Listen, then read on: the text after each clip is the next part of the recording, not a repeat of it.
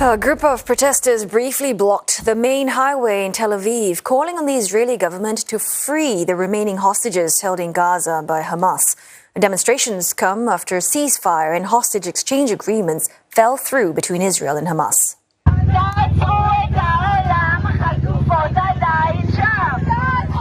More than 40 protesters blocked Ayalon Highway with large cardboard cutouts of women who have been held in Gaza for more than 150 days. They also held up banners which said, quote, "We want them alive, not in coffins."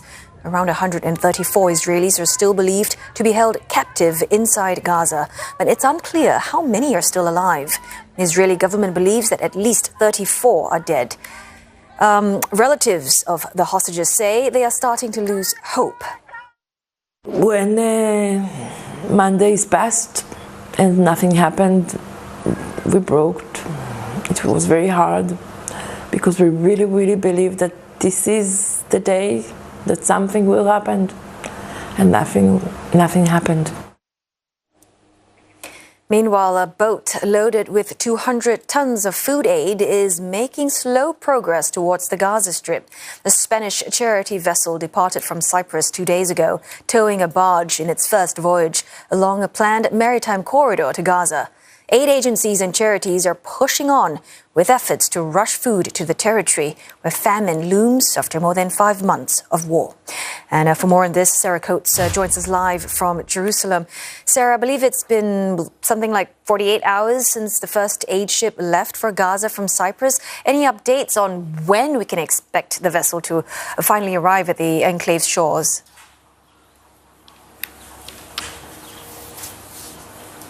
Hello, Otelli. It is expected to arrive any moment now, but these aid groups coordinating this pilot mission, they are not giving too much away due to security reasons. What we do know, though, according to the Israeli military, is once this ship is around 20 nautical miles off the coast of Gaza, it will be boarded by Israeli forces, checked and then escorted to a docking point by the Israeli military and also the Navy. It is important to point out, Otelli, that right now there is no working port in Gaza. They have all been destroyed. But the World Central Kitchen, which is one of these NGOs behind this operation, it is right now working 24/7. That's a statement from the group to build a temporary port in Gaza using actually rubble from a number of destroyed buildings.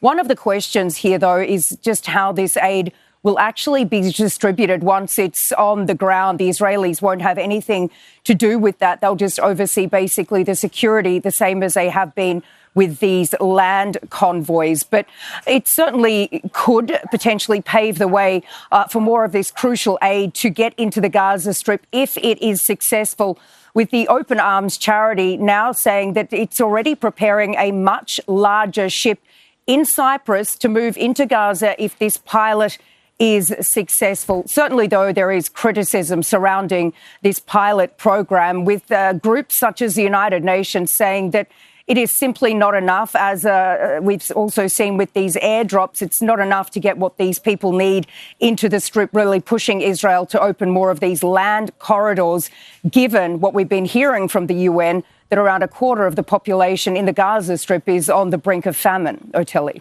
Well, we're eagerly awaiting for the arrival of the vessel, which could happen any time today. Israel has doubled down on its planned Rafah operation, saying that Palestinians will be transferred to these so-called humanitarian islands.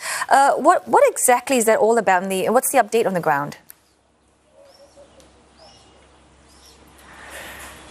That's fairly vague, what we've been hearing from the Israeli Defense Forces. Its spokesperson, Daniel Hagari, said overnight that around 1.4 million displaced Palestinians who are now sheltering in Rafah would be transferred to these humanitarian islands. He didn't elaborate too much, but they would apparently be in the central parts of the Gaza Strip, and the IDF, in coordination with other international groups, would give out food, water and makeshift tents to these people. It's unclear actually when this will happen or how it would be worked out on the logistical side of things. But we have been also hearing from the US Secretary of State Antony Blinken, who says that the US still hasn't been provided with a plan onto how to get these people out of Rafah safely. You did mention there that Israel is doubling down on this plan to go into Rafah, which was declared as a safe zone. Israel says that it is imperative that it does so, claiming it is the last Hamas stronghold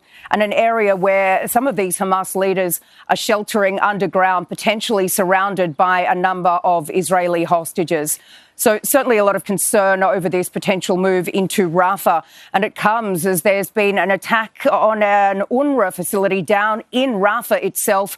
Around 5 people killed, with the Israeli military saying that it precisely targeted and eliminated a terrorist in Hamas operations unit in Rafah, but didn't actually mention this aid facility. Oteli.